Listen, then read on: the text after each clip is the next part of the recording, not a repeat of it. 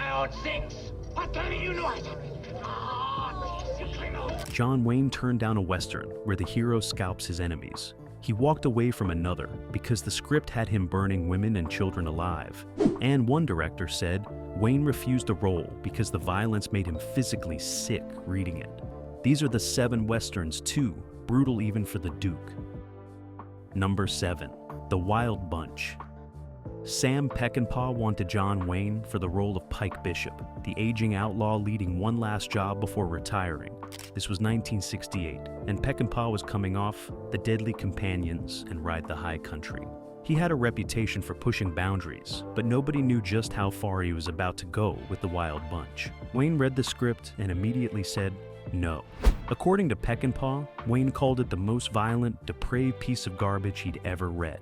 The script detailed the massacre of an entire Mexican village, graphic torture scenes, and a final shootout where hundreds of people die in slow-motion carnage. Wayne wanted no part of it. The role eventually went to William Holden, who was perfect for it, but Peckinpah never got over losing Wayne. He later said Wayne was too concerned with his image as America's hero to play a character this morally compromised. Pike Bishop isn't a good guy. He's a thief, a killer, and a man with almost no redeeming qualities. Wayne built his entire career on playing flawed heroes who ultimately do the right thing. Pike Bishop does the right thing once, at the very end, and it gets everyone killed. Wayne's refusal wasn't just about the violence, though that was a huge part of it. He also hated the film's politics. The Wild Bunch is deeply cynical about American values, about progress, about civilization itself. It suggests that violence is the only language anyone truly understands, and that honor among thieves is more real than the lies told by governments and corporations. Wayne found that message repulsive. The Wild Bunch went into production without him and became one of the most influential Westerns ever made. It cost $3 million and made back over $10 million domestically. Critics were split. Some called it a masterpiece. Others called it pornographic garbage. The MPAA slapped it with an R rating, the first major Western to receive that designation. The violence shocked audiences in 1969. The opening shootout kills dozens of innocent bystanders. Children laugh while watching ants devour a scorpion. The final battle is a blood-soaked symphony of death that goes on for 10 solid minutes. Peckinpah used multiple cameras shooting at different speeds to create balletic slow-motion violence that was unlike anything audiences had ever seen. Wayne never publicly regretted his decision. He made True Grit the same year and won his only Oscar playing Rooster Cogburn, a character much more in line with his persona. But people close to him said he watched The Wild Bunch years later and admitted it was a great film, even if he still thought it was too violent and too nihilistic for his taste. Peckinpah's response to Wayne's rejection became legendary. He said Wayne was a relic, a symbol of a West that never existed, and The Wild Bunch was about the real West, where violence was ugly and heroism was a luxury most men couldn't afford. That philosophical divide between the two men defined their respective approaches to the Western genre for the rest of their careers. Number 6. Little Big Man. Your new home. Your travail is over. Arthur Penn offered John Wayne the role of General George Armstrong Custer in Little Big Man, and Wayne's response was reportedly swift and furious. He called the script anti-American propaganda and refused to have anything to do with it. The film was based on Thomas Berger's novel about a white man raised by Cheyenne Indians who witnessed Custer's last stand at Little Bighorn. Penn's vision for the film was deliberately revisionist. He wanted to show Native Americans as complex human beings and white settlers as frequently brutal, racist, and genocidal. The script included graphic scenes of cavalry soldiers murdering Indian women and children at the Washita River Massacre. It showed Custer as a vain, delusional madman who led his men to slaughter through sheer arrogance. Wayne read that script in 1969 and wanted nothing to do with it. He'd built his career playing cavalry officers and frontiersmen who represented American expansion as a noble endeavor. The Searchers let him play a racist character. But even Ethan Edwards had a code and ultimately did the right thing.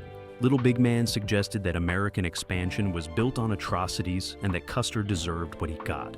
The role of Custer eventually went to Richard Mulligan, who played him as a preening buffoon with delusions of grandeur. It's a deliberately broad, almost cartoonish performance that turns one of America's most mythologized military figures into a joke. Wayne found that interpretation insulting not just to Custer, but to the cavalry and the military in general. What really bothered Wayne was the film's depiction of the Washita River Massacre. The scene shows soldiers riding through a peaceful Cheyenne camp at dawn, shooting everyone they see. Women running with children are cut down. Lodges are set on fire with people still inside. It's brutal and unflinching, and it's based on actual historical accounts of what happened that day in November 1868.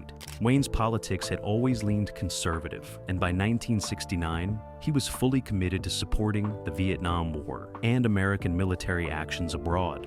A film that directly criticized American cavalry tactics and compared them to war crimes was something he couldn't stomach. He saw it as undermining the troops and giving ammunition to anti-war protesters. Little Big Man went into production without him and became a critical and commercial success. It cost $15 million and made back $31 million domestically. Dustin Hoffman played the lead, Jack Crabb, and gave one of his best performances as a man caught between two worlds. The film earned 4 Oscar nominations and is now considered one of the greatest westerns ever made. Penn later said he never seriously expected Wayne to accept the role. He offered it knowing Wayne would refuse because he wanted the refusal to be public. He wanted people to know that John Wayne, America's cowboy, wouldn't participate in a film that told the truth about westward expansion. That refusal became part of the film's marketing. Proof that Little Big Man was willing to challenge myths that other westerns perpetuated. Wayne made several statements criticizing the film after its release. He called it a disgrace and said it was part of Hollywood's left-wing campaign to tear down American heroes.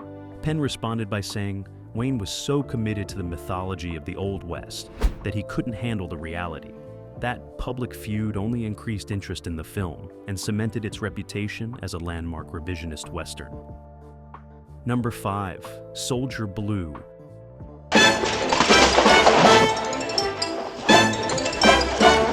Ralph Nelson directed Soldier Blue, and from the moment John Wayne's agent sent him the script, everyone knew there was no chance he'd ever say yes. The film is a brutal, unflinching depiction of the Sand Creek Massacre, where Colorado Territory militia slaughtered over 200 Cheyenne and Arapaho, mostly women, children, and elderly.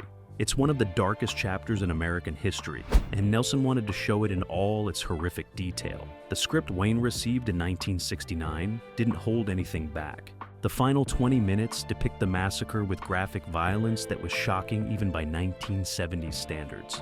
Soldiers hack off body parts as trophies, they shoot pregnant women, they crush infant skulls with rifle butts. Nelson was making a deliberate parallel to the My Lai massacre in Vietnam, which had just become public knowledge, and he wanted audiences to understand that American atrocities didn't start in Southeast Asia. Wayne read maybe 30 pages before he threw the script across the room. According to his agent, Wayne said he wouldn't touch this garbage for any amount of money. He saw it as a direct attack on the U.S. cavalry, on American soldiers, and on the myth of westward expansion that he'd spent his entire career promoting. The idea of playing a character complicit in the massacre of innocents was beyond what he could accept. The role Wayne was offered, a cavalry officer named Lieutenant McNair, wasn't even the main villain. That distinction belonged to the militia commander who ordered the attack, but McNair participates in the massacre and later tries to justify it as military necessity. Wayne saw no nuance there, just anti-American propaganda designed to make audiences hate their own country.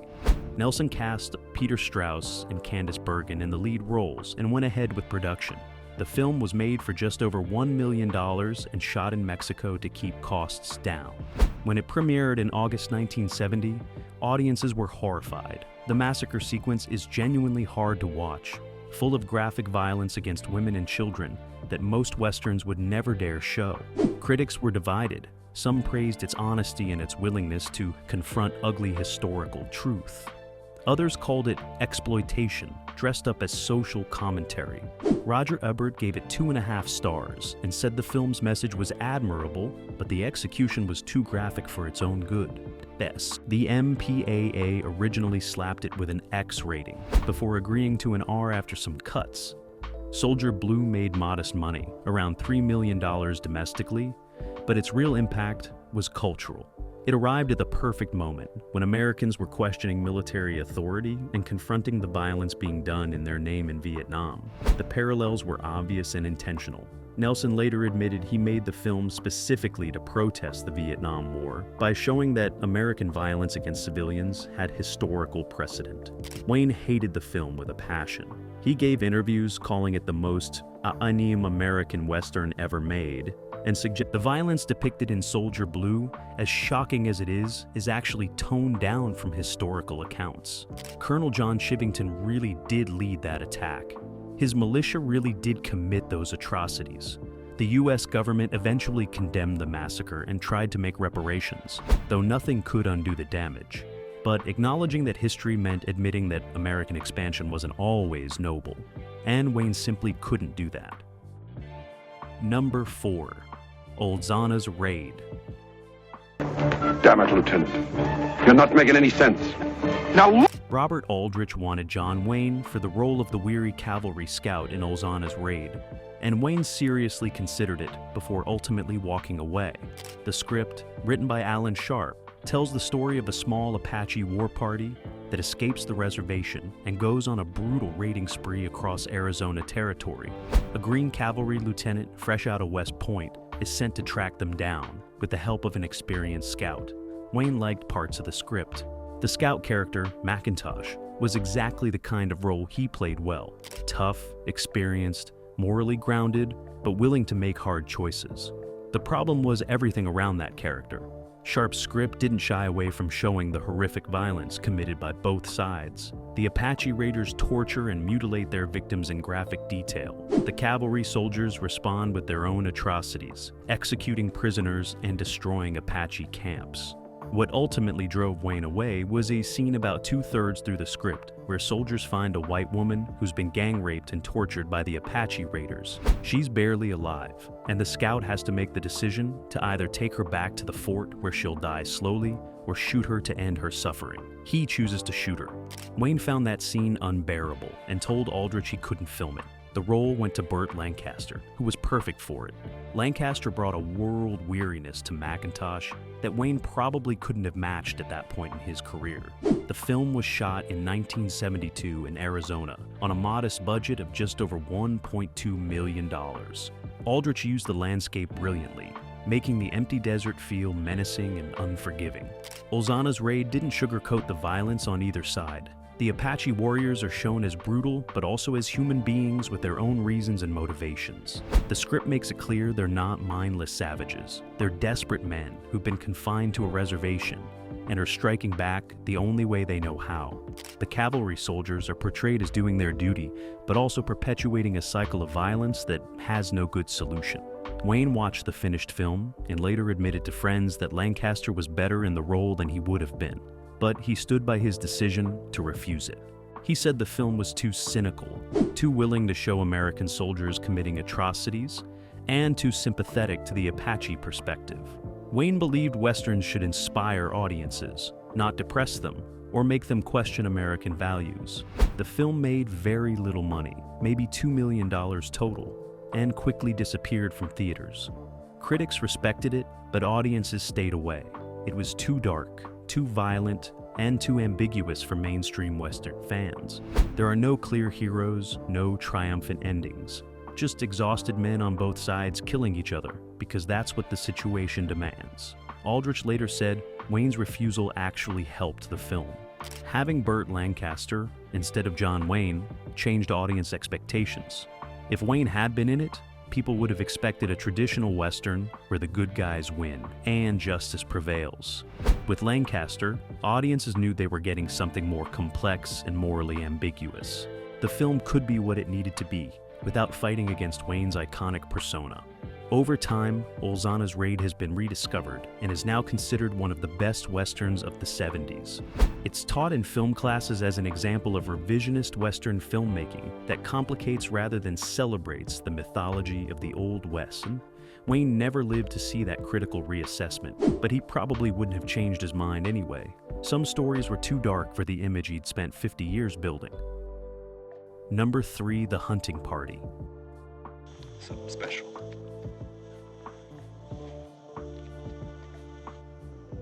Don Medford directed The Hunting Party, and the script that landed on John Wayne's desk in 1970 was one of the most sadistic westerns ever written. The story follows a wealthy cattle baron who discovers his wife has been kidnapped by a band of outlaws.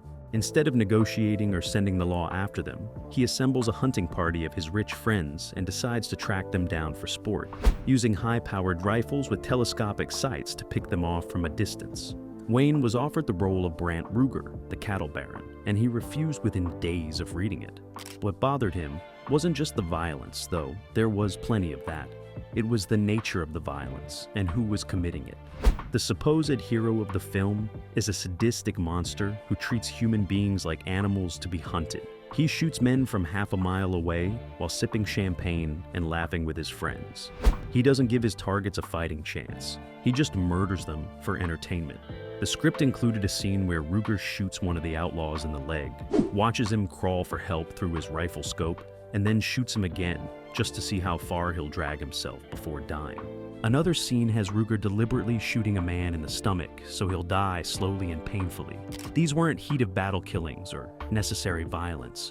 This was torture disguised as sport, and Wayne wanted nothing to do with it. What made it worse in Wayne's eyes was that the outlaws, the men being hunted, are presented as more sympathetic than the so-called hero. The leader, played eventually by Oliver Reed, kidnapped Ruger's wife, but he treats her with respect and even tenderness. Meanwhile, Ruger is revealed to be an abusive husband who essentially owns his wife like property. The film positions the audience to root for the outlaws against the wealthy establishment figure, and Wayne saw that as Hollywood's leftist politics infecting the Western genre. Gene Hackman took the role instead, and he played Ruger as an absolute monster. There's no charm, no redeeming qualities, just cold-blooded evil. Hackman later said it was one of the most unpleasant characters he'd ever played because there was nothing to latch on to, no humanity to explore. Ruger is just a psychopath with money and guns. The film was shot in Spain for around $1 million, using the same locations where Sergio Leone had filmed his spaghetti westerns. Medford embraced the European Western aesthetic, shooting in widescreen with extreme violence and moral ambiguity. The hunting sequences are brilliantly filmed but deeply disturbing. You watch men die through the rifle scope, seeing their faces as bullets tear through them. The Hunting Party premiered in 1971, and critics absolutely savaged it. Vincent Canby of the New York Times called it diseased and vile. Roger Ebert wrote that it wallows in pain and death with no purpose beyond sadism. The violence was considered excessive even by early 70s standards, and the complete absence of likable characters left audiences with no one to root for. The film made almost no money theatrically, maybe $1 million total, barely breaking even. It played drive-ins and grindhouses, the kind of venues where exploitation films found their audience. But even there it struggled. The marketing couldn't figure out how to sell a Western where the hero is more villainous than the villains. Wayne never publicly commented on The Hunting Party, but people close to him said he watched it out of curiosity and was disgusted. He reportedly told friends that Gene Hackman had made a terrible mistake taking that role, and that the film represented everything wrong with modern Hollywood. Wayne believed Westerns should have clear moral lines, heroes you could admire, and villains you could hate. The Hunting Party scrambled those lines and suggested that wealth and power could make someone more monstrous than any outlaw. The film has developed a small cult following over the decades. Some critics have reassessed it as a brutal critique of class warfare and the entitled violence of the rich.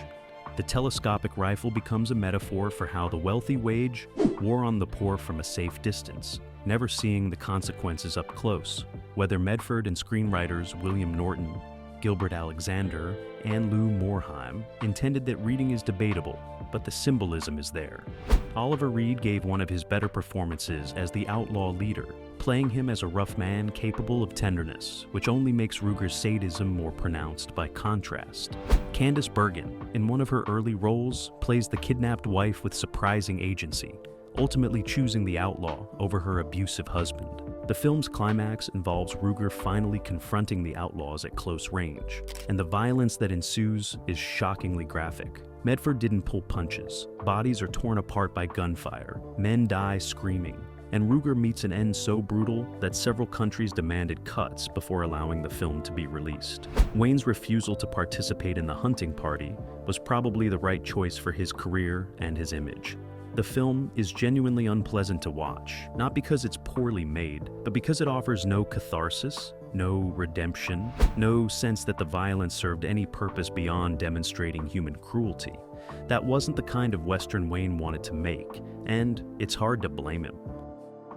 Number 2, A Man Called Horse.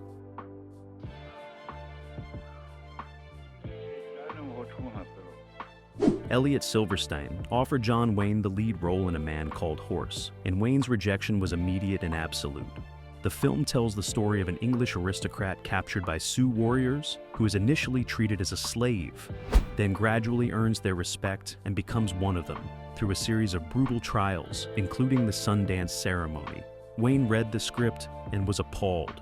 The Sundance sequence, which would become the film's most infamous scene, involves the protagonist having wooden skewers pierced through his chest muscles, ropes attached to those skewers, and then being suspended from a pole until the skewers tear through his flesh.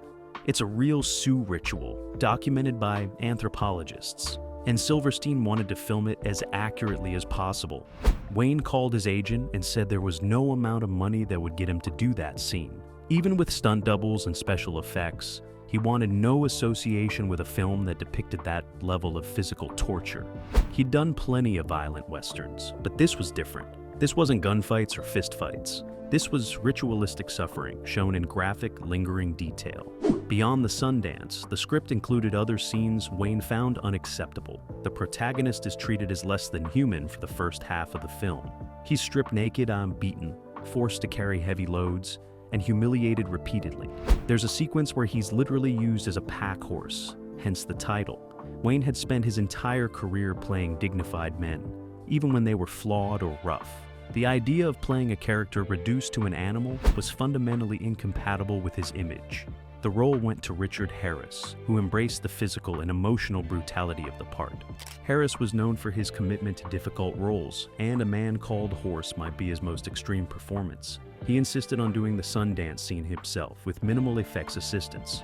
Real wooden skewers were inserted under his chest muscles, though obviously not torn through. The pain and exhaustion you see on screen are real. The film was shot in 1969 in Mexico and South Dakota, with heavy involvement from Native American consultants. Silverstein worked with Sioux advisors to ensure the cultural details were as accurate as possible. The costumes, the language, the ceremonies, all of it was researched and presented with a level of authenticity that Westerns rarely attempted. Wayne's other objection to the script was political and philosophical. A Man Called Horse suggests that Native American culture is equal to, or perhaps superior to, European culture. The protagonist's transformation from aristocrat to Sioux warrior is presented as enlightenment, not degradation. He finds meaning and purpose in their way of life that he never had in England. Wayne believed in American exceptionalism and Western civilization's superiority. A film that questioned those assumptions was something he fundamentally opposed. The film premiered in May 1970 and became a surprise hit. It cost $1,300,000 to make and earned over $9 million at the domestic box office. Audiences were fascinated by the Sundance sequence, which generated enormous controversy. Some critics called it exploitation. Others praised it as unflinching honesty about indigenous practices. Either way, people bought tickets to see what all the fuss was about. Richard Harris later said the Sundance scene was the most painful thing he'd ever filmed, and he filmed it repeatedly because Silverstein wanted multiple takes to get it right. Harris also said he understood why Wayne refused the role. It required a level of vulnerability and willingness to be degraded that didn't fit with Wayne's persona. Harris had no such concerns.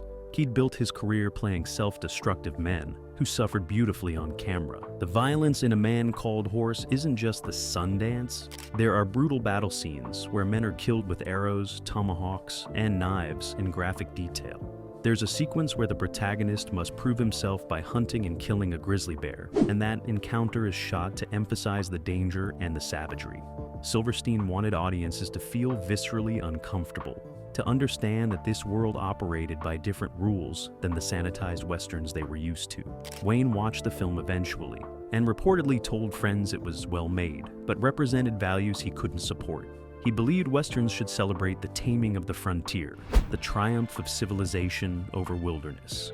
A Man Called Horse did the opposite. It suggested that something valuable was lost when Native Americans were forced to abandon their traditional ways, and that European culture wasn't necessarily an improvement.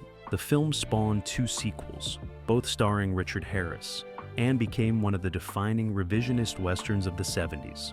It influenced countless films that followed, showing filmmakers they could depict Native American culture with respect and complexity rather than as one-dimensional savages. Wayne never made a film that took that approach. His westerns remained traditional until the end, portraying westward expansion as fundamentally heroic despite its costs. A Man Called Horse is a physically punishing film to watch. The Sundance sequence is still shocking 50 years later, but it's also a thoughtful exploration of cultural collision and transformation. Richard Harris's performance is fearless, and the film's refusal to romanticize either culture gives it a power that few westerns achieve. Wayne's refusal to participate says as much about his artistic limitations as it does about the film's extreme content. Some stories require a willingness to be broken down completely, and Wayne never allowed that for himself or his characters. Number 1. The Revenant.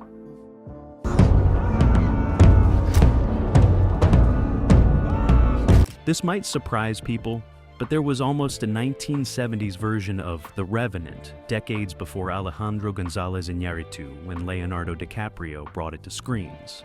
Director Sidney Pollack acquired the rights to the Hugh Glass story in 1971 and developed a script that he wanted to be the most realistic, brutal Western ever made. He offered the lead role to John Wayne, and Wayne's refusal was so vehement that it ended their professional relationship permanently. The script Pollack developed was based on the same historical events that would eventually inspire the 2015 film. Hugh Glass, a frontiersman in 1823, is mauled nearly to death by a grizzly bear. His companions rob him and leave him for dead in the wilderness. Glass survives through sheer will, crawls and drags himself across 200 miles of hostile territory, and eventually tracks down the men who abandoned him. Pollack's vision for the film was uncompromising. The bear attack would be shown in full, graphic detail. Glass's injuries, a torn throat, exposed ribs, a mangled leg, would be displayed with makeup effects that pushed the boundaries of what audiences had seen. The script included scenes of Glass eating raw meat, maggots crawling in his wounds, and indigenous people performing primitive surgery on his injuries without anesthesia. It was survival horror disguised as a Western. Wayne read 40 pages and told his agent to call Pollack and decline immediately. According to people present at that conversation, Wayne said the script was the sickest thing he'd ever read and that no audience wanted to watch a man suffer for 2 hours straight. He also said that making Hugh Glass the hero of a Western was a mistake, because Glass wasn't heroic, he was just stubborn and vengeful. Wayne believed heroes needed noble motivations, not just revenge. Pollack tried to convince Wayne that the role could redefine his career. He argued that Wayne was in his 60s and this could be his King Lear moment, a chance to play someone completely stripped of dignity, who claws his way back through pure determination.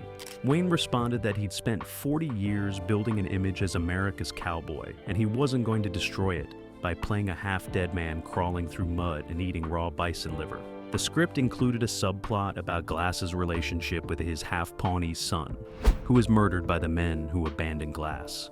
That murder becomes Glass's primary motivation for survival. He needs to live long enough to kill the men who killed his son. Wayne objected to this on multiple levels. First, the idea of his character having a child with a Native American woman conflicted with his own views about racial purity. Second, the son's death and Glass's reaction to it were so raw and grief-stricken that Wayne felt it made the character pathetic rather than sympathetic. The bear attack scene in Pollock's script was incredibly detailed and went on for pages. Glass fights back, stabbing the bear repeatedly, but the bear mauls him viciously before finally dying on top of him. His companions find him pinned under the dead bear, his body torn open, barely breathing. The script described every wound in clinical detail. Wayne told Pollock that filming that sequence would require him to spend weeks in makeup being covered in fake blood and prosthetic wounds, and he absolutely refused to do it. After Wayne's rejection, Pollock approached other actors. Robert Redford expressed interest, but ultimately passed, saying he didn't think audiences were ready for that level of brutal realism. Steve McQueen considered it, but wanted script changes that would have softened the violence. Eventually, the project stalled completely.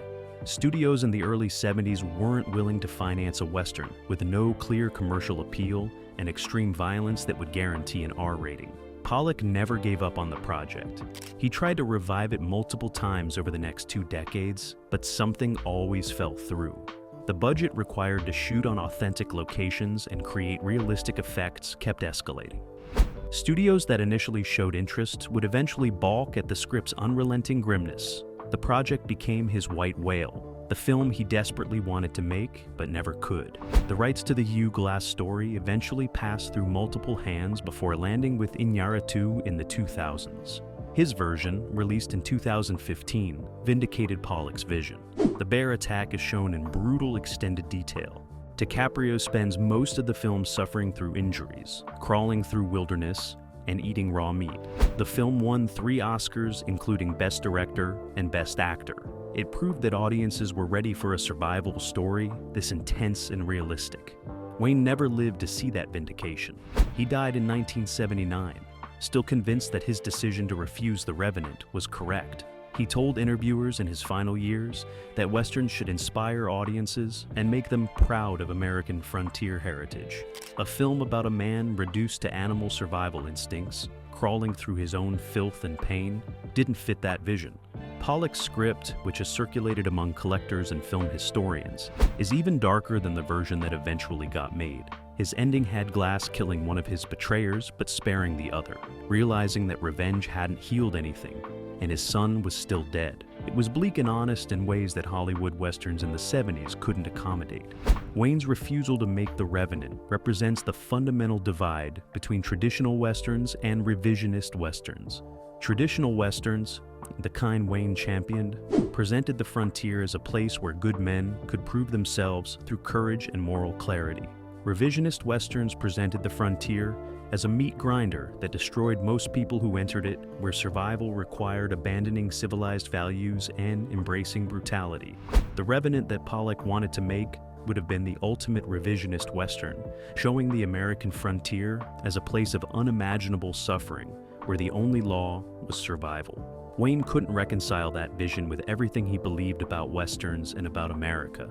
His refusal was as much philosophical as practical. Some stories challenged the mythology he'd built his career on, and he wasn't willing to participate in tearing down what he'd spent 50 years building up. John Wayne built a career playing heroes, and he wasn't about to destroy that image by crawling through mud or torturing prisoners on screen. These scripts pushed boundaries he refused to cross. Some became classics without him. Others disappeared into obscurity. But they all proved that even legends have limits.